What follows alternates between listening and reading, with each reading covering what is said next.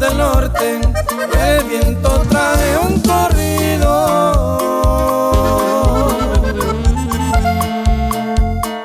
donde cuentan que el machete con el tejano ha perdido y al partido del machete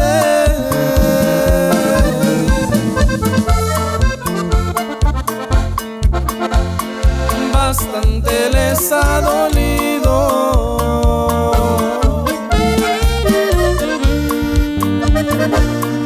En la Unión Americana y en todo México entero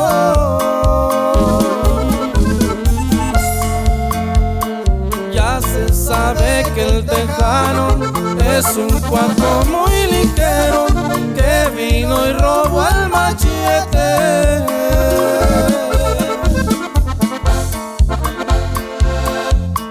El 24 de enero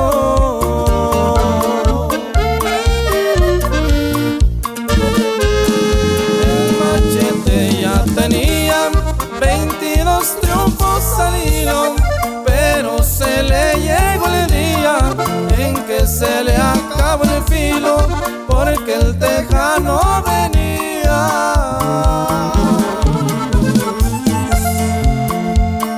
para acabarle el corrido.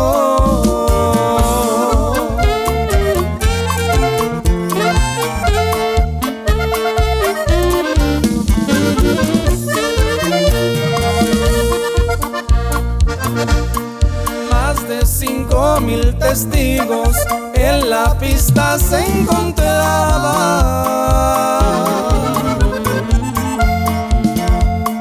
Querían saber si el tejano era como lo pintaban, porque al famoso machete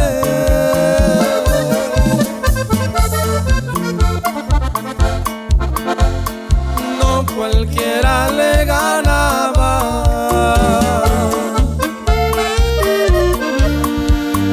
Cuando se abrieron las puertas se oyó el grito de la gente.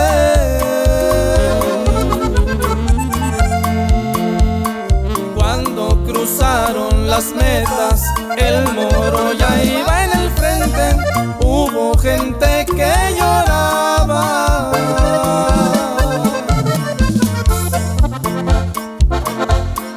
La derrota del machete.